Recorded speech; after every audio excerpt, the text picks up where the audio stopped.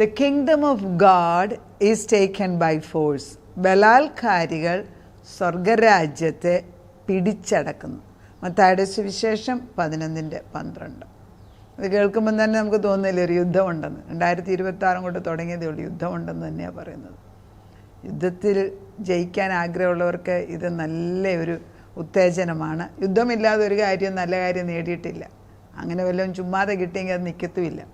എപ്പോഴും ഒരു നന്മയുടെ ഒരു അനുഗ്രഹത്തിൻ്റെ ഒരു വാഗ്ദത്തം പ്രാപിച്ചെടുക്കുന്നതിന് മുമ്പ് യുദ്ധമുണ്ട്.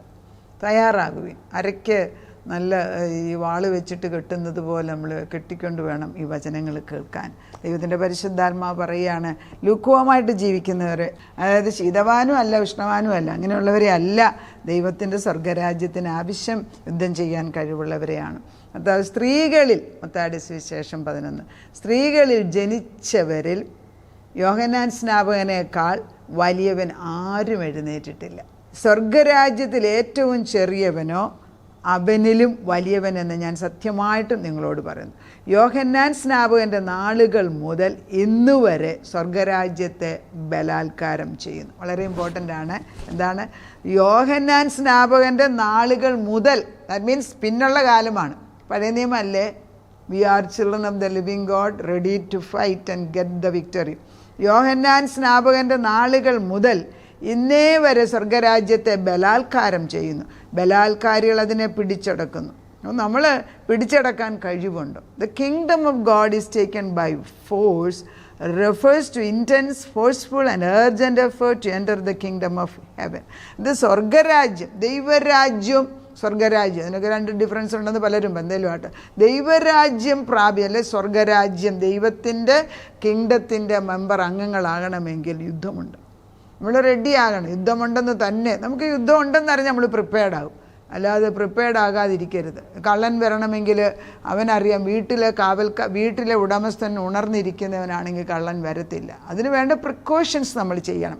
അപ്പം നമ്മളോട് ദൈവം പറയുന്നത്, believers need to press forward with zealous faith against spiritual opposition.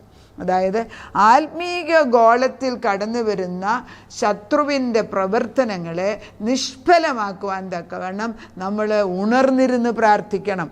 പ്രാർത്ഥനയാണ് നമ്മുടെ ആയുധം, ഏറ്റവും വലിയ ആയുധം. എന്താണ് പ്രാർത്ഥിക്കാമെന്ന് ചോദിച്ചാൽ, ഇത് പോയിൻ്റ് ഈസ്, പ്രാർത്ഥനയെന്ന് പറയുന്നത് എന്നെക്കൊണ്ടൊക്കത്തില്ല എന്ന് മനസ്സിലാകുമ്പോൾ ഒരു യാചനയാണ്. കർത്താവ് എനിക്കൊക്കത്തില്ല. അതായത് നമ്മളാൽ സാധിക്കാത്ത നമ്മൾ വേറൊരു അടുക്കൽ, എത്ര എളുപ്പം കൂട്ടുകാരുണ്ടെങ്കിൽ അവരോട് ചോദിക്കും.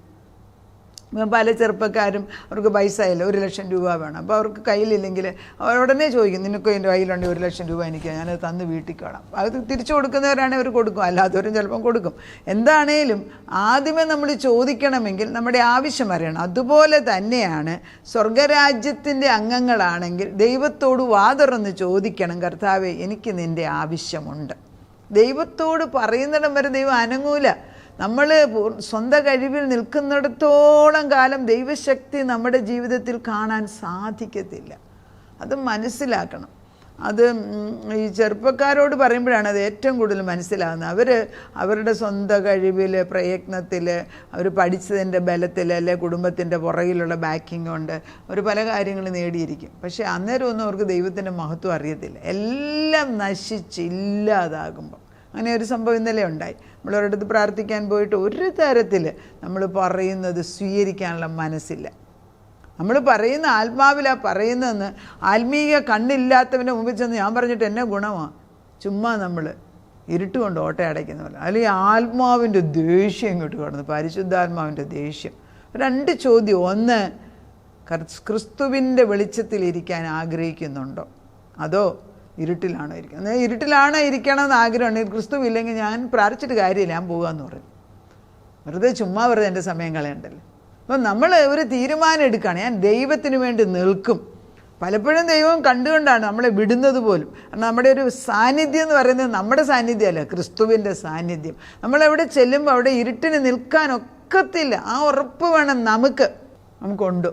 ആ ഉറപ്പുണ്ട്. ഞാൻ ചെല്ലുന്നിടത്ത് സത്യത്തിൻ്റെ ആത്മാ. നമ്മളൊന്നും പറയണം, നമ്മുടെ സാന്നിധ്യം കൊണ്ട് അത് വരുത്തണം. കാരണം എൻ്റെ കൂടെ വലിയൊരു ഗണം, ദൂതഗണങ്ങളാണ് നിൽക്കുന്നത്. അത് എക്സാമ്പിൾ പറയുകയാണെങ്കിൽ, ഞങ്ങൾക്ക് തമിഴ്നാട്ടിൽ കുറച്ച് സ്ഥലമുണ്ട്. ഞാൻ എപ്പോഴും ഇടയ്ക്കിടയ്ക്ക് അത് പറയും. എനിക്കതൊരു വലിയ ഇഷ്ടമുള്ള സ്ഥലമാണ്. കാരണം അവിടെ പോയി തിരിച്ചു വരുമ്പോൾ എനിക്ക് വലിയ സന്തോഷം. എന്താണെന്ന് അറിഞ്ഞൂടെ, ആത്മീയ ഒരു തുറന്ന സ്ഥലം, ഒരു സൈഡിൽ സഖ്യപർവ്വതം, മറ്റേ സൈഡിൽ താഴെ കണ്ടം, നല്ല ഞങ്ങളുടെ അല്ല മറ്റുള്ളവരുടെ കണ്ടം മുഴുവനും കൃഷി ചെയ്ത് കിടക്കുന്നു. ആ ഓപ്പൺ സ്പേസിൽ പോയി തിരിച്ചു വരുമ്പോൾ എനിക്ക് വലിയ സന്തോഷം ഉണ്ടാകാറുണ്ട്. പക്ഷേ ശത്രുക്കളുടെ ഒരു സ്ഥലമാണ്. ഞാൻ ഇവിടുന്ന് പോകുന്നതിന് മുൻപേ ഇരുന്ന് പ്രാർത്ഥിച്ചു കഴിഞ്ഞിട്ട് നമ്മൾ കാണും അവിടെ ഒരു എസ് വളവുണ്ട്. തമിഴ്നാട്ടിൽ പോകുന്നവർക്കറിയാം, ഒരു എസ് വളവുണ്ട്, കേരളം കഴിഞ്ഞാണ്. ആ വളവിൻ്റെ അവിടെ യേശു വന്ന് നിൽക്കുന്നത് നമ്മൾ കാണും. അത് കഴിഞ്ഞിട്ടാണ് നമ്മൾ പോകുന്നത്. കാരണം ഉടയവൻ കൂടെ വന്നിട്ടേ പോകത്തുള്ളൂ. പോകാൻ അല്ലെങ്കിൽ സേഫല്ല. അപ്പം ആത്മാവിൽ ദൈവത്തോട് ചോദിക്കണമെങ്കിൽ എനിക്ക് ആവശ്യമുണ്ട്, എനിക്ക് നിന്നെ കൂടാതെ ഒക്കത്തില്ല എന്ന ബോധം വരുമ്പോഴാണ് അവനെ കൂടെ പിടിച്ചിട്ടുണ്ട്. അതായത് യുദ്ധവീരനായ ക്രിസ്തു എൻ്റെ കൂടെ ഉണ്ടെങ്കിൽ ജയം നിശ്ചയം.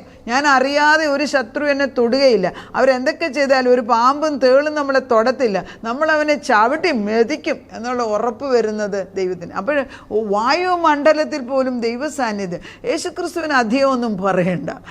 നമ്മൾ പ്രാർത്ഥിക്കുമ്പോൾ യേശു വന്ന് കടന്നു വന്ന് നിൽക്കുന്ന കാണുമ്പോൾ യേശുവിൻ്റെ സാന്നിധ്യം ഉണ്ടെങ്കിൽ യേശു ഒരിക്കലും നമ്മൾ പറയുന്ന പോലെ വലിയ ദേഷ്യപ്പെട്ടൊന്നും പറയേണ്ട ആവശ്യമില്ല. കാരണം അവൻ്റെ സാന്നിധ്യം പിശാചിനറിയാം. പിന്നെ അവൻ വാല് ചുരുട്ടി ഓടും. അപ്പോൾ അവനെയും കൊണ്ടല്ലേ പോകാവൂ. അവനെയും കൊണ്ടല്ല പോകുന്നെങ്കിൽ ശത്രു നമ്മളെ കൊല്ലും. അങ്ങനെയുള്ള ഇൻസിഡൻറ്റ് ഉണ്ടായിട്ടുണ്ട്. അനുഭവങ്ങളുടെ വെളിച്ചമാണ് വിളിച്ചു പറയുന്നത്. ദൈവത്തെ ഉണ്ടോയെന്ന് വീട്ടിൽ ആരെങ്കിലും ഒരാൾ, ഞാൻ മക്കളോട് പറയും, നിങ്ങൾ ഓരോ സ്ഥലങ്ങളിൽ പോകുന്നതിന് മുമ്പ് ഞങ്ങളോട് പറയണം. കാരണം നിങ്ങൾക്ക് പ്രാർത്ഥിക്കാൻ അറിയത്തില്ല, ഞങ്ങൾ പ്രാർത്ഥിച്ചിട്ട് പുറകിൽ ബാക്കപ്പ് ചെയ്ത് ദൈവദൂതന്മാരെ വിടുന്നതിന് മുമ്പ് നമ്മൾ പോകേണ്ട ആവശ്യമൊന്നുമില്ല. അപ്പോൾ forceful advancement of the kingdom, അതായത് aggressively breaking through and advancing, creating a dynamic situation where people must respond with similar favour. അതായത് നമ്മൾ ഒരു യുദ്ധത്തിനാണ് പോകുന്നത്. അപ്പോൾ നമ്മുടെ മക്കളെ നമ്മളൊരു സ്ഥലത്തോട്ട് വിടുക. അത് പണമുള്ളവരെ നമ്മൾ നോക്കിയിട്ടുണ്ട്. പണമുള്ള സൗകര്യമുള്ളവരുടെ കൂടെ ആളുകളെ വിടും. കഴിഞ്ഞ ദിവസം കുറേ പേര് ഇവിടെ വന്നു, ഇത് ആവശ്യത്തിന് അവർ 5 പേരെ ഒന്നിച്ച് കയറി വരുന്നത്. ആകെ ഒരാൾ വരും നമ്മൾ വിചാരിച്ച്. ആ 5 പേരെ കാണുമ്പോൾ നമുക്ക് ഒരു ശക്തിയാണ് അവർ. പക്ഷേ അവരുടെ ശക്തിയെക്കാട്ടി വലിയവനെ ഒരു ശക്തി എന്നിൽ ഉണ്ടെന്ന് ഉറപ്പുള്ളത് കൊണ്ട് ക്രിസ്തുവിൻ്റെ സാന്നിധ്യമാണ് എൻ്റെ മുമ്പിൽ നിൽക്കുന്നത്. ആ സാന്നിധ്യം എല്ലാവർക്കും ഉണ്ടാകണം, അല്ലാതെ പോകരുത്. ദൈവമില്ലാത്ത ഒരു സ്ഥലത്ത് നമ്മൾ പോകത്തില്ല എന്നും യേശു ഉള്ളപ്പോൾ അധികാരത്തോടെ പറയുമ്പോൾ ദുഷ്ടശക്തിക്ക് അതിവിടെ സ്ഥാനമില്ല. പലപ്പോഴും യേശു പറയുന്നതാണ് നമ്മൾ വിളിച്ചു പറയുന്നത്. അധികം ഒന്നും സംസാരിക്കണ്ട, പിശാചിനറിയാം ആരാ കൂടെ നിൽക്കുന്നതെന്ന്. എൻ്റെ വലതുഭാഗത്ത് യേശു ഇരിപ്പുണ്ട്. എത്ര പേർക്ക് കാണാം എന്നുള്ളതാണ്. ക്രിസ്തുവിൻ്റെ വചനം പറയാൻ എന്നെക്കാട്ടി തീഷ്ണത യേശുവിനാണ്. നമ്മൾ ആര് പറയും, ആര് ഇവന് വേണ്ടി നിൽക്കും, ആര് എൻ്റെ വചനം പറയുമെന്ന് ചോദിക്കുമ്പോൾ here I am lord, send me. So it's an aggressive thing ആണ്, വയലൻ്റ് ഒപ്പോസിഷൻ. നമ്മൾ എപ്പോൾ ദൈവത്തിന് വേണ്ടി നിൽക്കുന്നു അവിടെ ശത്രു വരും. അതുകൊണ്ടാണ് പറയുന്നത് സ്വർഗരാജ്യം എങ്ങനെ പിടിക്കണം, ബലാത്കാരം ചെയ്യണമെന്ന്. യോഹന്നാൻ സ്നാപകൻ വന്നു കഴിഞ്ഞിട്ടുള്ള കാലത്തിലാണ് നമ്മൾ ജീവിക്കുന്നത്. നമ്മൾ ബലാത്കാരികളാണോ?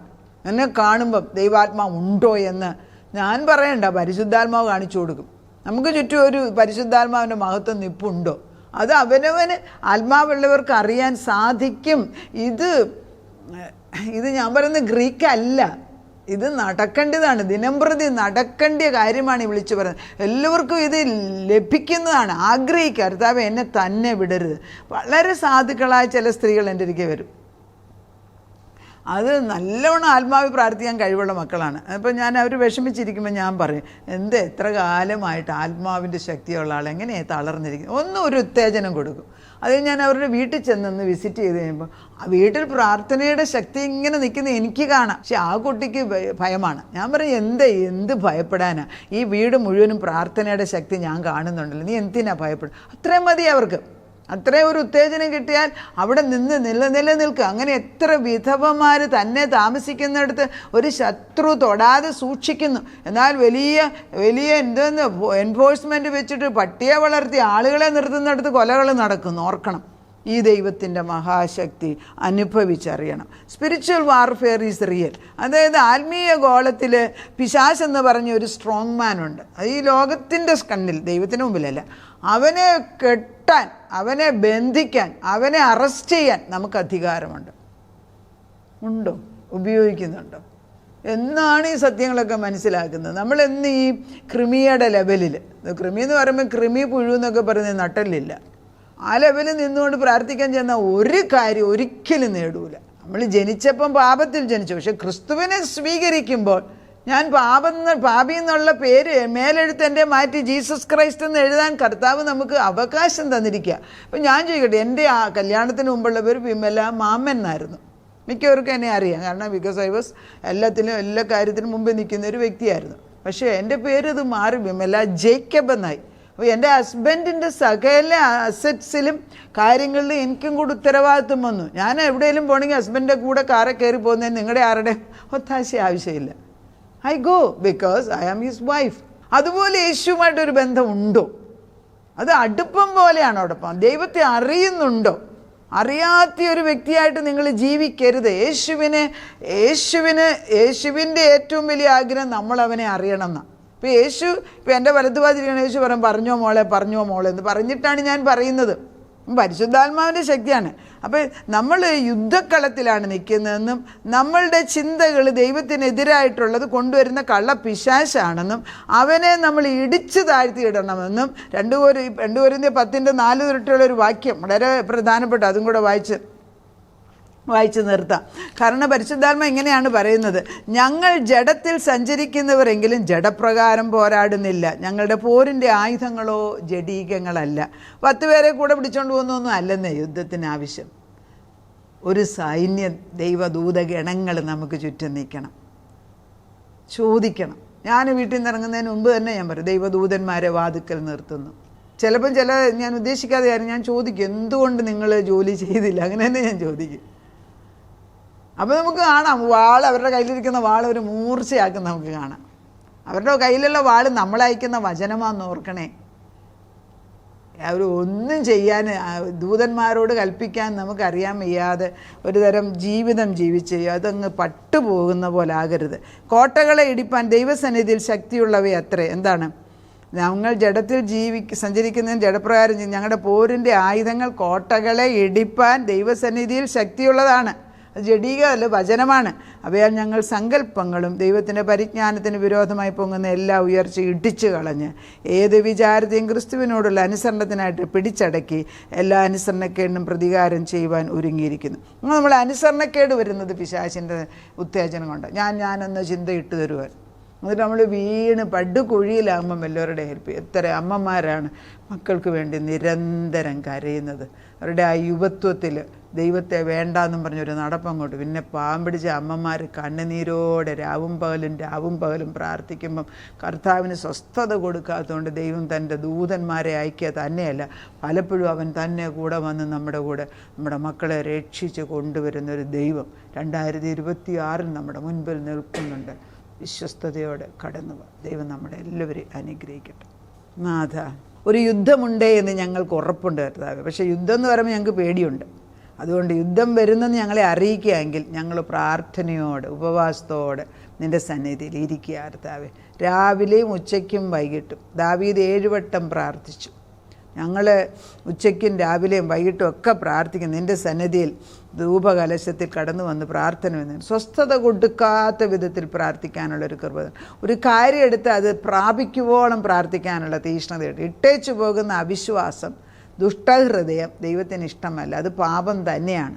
പിശാച് അവസാനം അതങ്ങോട്ട് കിട്ടുന്നതിന് മുൻപ് ദുരാത്മാവ് വന്ന് വേണ്ടാത്ത ഒരു ദുഷ്ടത കാണിച്ചു നമ്മൾ വിചാരിച്ചതിന് നേരെ വിപരീതമായിട്ട്. പക്ഷേ ഇരുട്ട് കഴിയുമ്പോൾ ഒരു വലിയ പ്രകാശമുണ്ടല്ലോ. നീതിമാൻ്റെ ജീവിതം കർത്താവേ, രാവിലെ ഉദിക്കുന്ന സൂര്യൻ നട്ടുച്ചയ്ക്ക് പ്രകാശം വരുന്നത് പോലെ പ്രകാശത്തിൽ നിന്ന് പ്രകാശത്തിലേക്ക് വളർന്നുകൊണ്ടിരിക്കട്ടെ അപ്പച്ച. അങ്ങനെ തന്നെ സംഭവിക്കണം. തങ്ങളുടെ തലമുറകൾ ദൈവത്തോട് ആകർഷിക്കാൻ നിൻ്റെ ആത്മാവിടെ തൊട്ടിരിക്കുന്നതിനാൽ നന്ദിയോടെ സ്തോത്രം. അപ്പച്ചൻ അത് ചെയ്തിരിക്കുക അപ്പച്ച. എവിടെ ഒളിച്ചിരുന്നാലും എത്രയൊക്കെ വിചാരിച്ചാലും ഇരുട്ടിന് വെളിച്ചത്തിൻ്റെ ശക്തി ഇല്ലല്ലോ. നീയാകുന്ന വെളിച്ചം കടന്നു ചെന്നിട്ട് നിൻ്റെ സ്നേഹത്തിൻ്റെ നദി അകത്ത് ചെന്ന് കർത്താവേ, മലിനതയായിട്ടുള്ള ഈ വെള്ളമില്ലേ അപ്പച്ച, കുഞ്ഞുങ്ങൾ ജീവിക്കുന്ന വഴികൾ, വെള്ളം മുഴുവനും അഴുക്ക് വെള്ളമാണ്. അവർക്കല്ല കുഴപ്പം, വെള്ളം അഴുക്കുക, സാഹചര്യം, ജീവിതശൈലി, ഈ ലോക ജീവിതം, അതിലേക്ക് വെളിച്ചം പകരുന്നിപ്പോൾ. ഈ അഴുക്ക് വെള്ളം എല്ലാം ചോർത്തിക്കളഞ്ഞിട്ട് നല്ല വെള്ളം ഒഴിച്ചു കൊടുത്ത് നല്ലതിനെ, യേശുവിനെ ക്രിസ്തുവിനെ വിശ്വസ്തയോടെ സ്നേഹിക്കാൻ, പരിശുദ്ധാത്മാവിൻ്റെ നിയന്ത്രണത്തിൽ ജീവിപ്പാൻ, ജയജീവിതം നയിപ്പാൻ ഞങ്ങളെയും തലമുറകളെ അനുവദിക്കണമേ. അവിടുന്ന് അത് ചെയ്യുന്നതിനാൽ സ്തോത്രം. പ്രാർത്ഥനയുടെ ഉത്തരം തന്ന ദൈവത്തിന് നന്ദി. യേശു ക്രിസ്തുവിൻ്റെ പൊന്നുനാമത്തിൽ തന്നെ. ആമേൻ.